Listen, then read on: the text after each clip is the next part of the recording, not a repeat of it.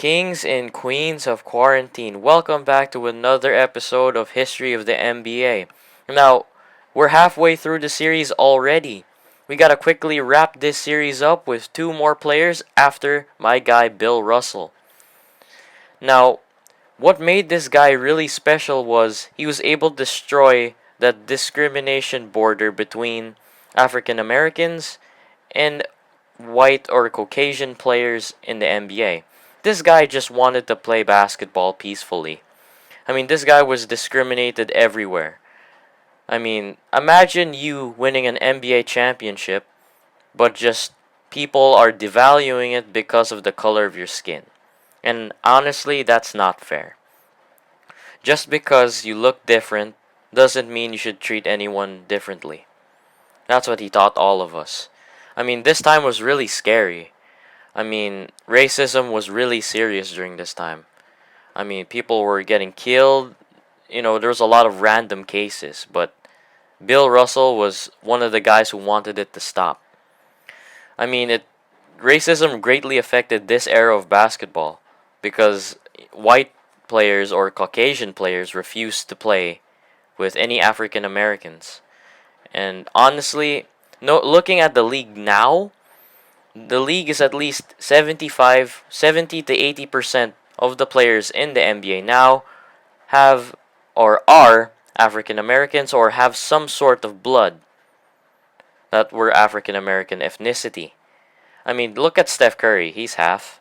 You gotta look at Aaron Gordon, he's half. You got Klay Thompson, he's half. You see a lot of half bloods like Zach LaVine. But what made Bill Russell so amazing during this time is he was a superstar. I mean, no one has ever seen a 6'10" guy move so quickly and so gracefully like he did. I mean, this guy was one of the best defensive players of all time. I mean, he went toe to toe with Wilt Chamberlain. And if you can contain Wilt Chamberlain, you are a good player.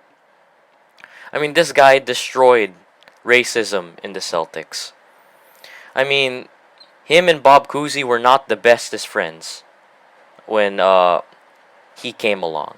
Because as soon as Bill Russell was drafted in 1956, Bob Cousy said, "You know what? I'm the man. Why do I need this guy?" You know? He found him very intimidating that he was 6'10" and he was African American. And he was used to basketball being a all white sport or a all Caucasian sport. And honestly, I understand him from that point, but I don't think that you should count someone out that early just because they look different, they're very tall. I mean, we've seen this song number a lot of times. Like LeBron James being counted out by Darius Miles and Carlos Boozer. But you should never count someone out. What made Bill Russell such an impressive person outside the game was his stance on politics. He doesn't care that he might risk his life, but he's using his platform as an athlete to really change the game of basketball. And without him, none of the voices that have been heard in the Black Lives Matter campaign, like Jamal Murray and many more other NBA athletes. This guy was literally the maverick of basketball during that time. I mean, different sports had different heroes. Baseball had Jackie Robinson, but we had Bill Russell. I mean, he made it okay that everyone can play together, no matter what ethnicity they are. He made Bob Cousy agree. He made Tom Henson agree. I mean, most of his teammates were racist. But after his time with Boston, he changed everything. He changed the world. Now everybody respected each other as athletes. Because no one is different.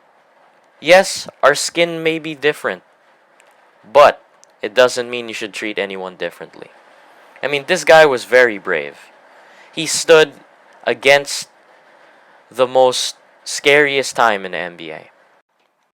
The fact that this man became a superstar and dominated in the league in the 50s and 60s and were able to give the Celtics 11 NBA championships, the most in NBA history. Man, that's hard. And he was behind many other athletes like Muhammad Ali, Kareem Abdul-Jabbar that are standing with MLK. This is what Bob had to say about Bill. Was the man, I was, the media, blah, blah. I should have felt your pain. That was the voice of Bob Cousy regretting that he treated Bill Russell quite differently. Like, avoided to help him, avoided to hang out just because he was different. He only realized that when they both retired. And Bill had an amazing impact on the NBA after his run with the Black Lives Matter campaign.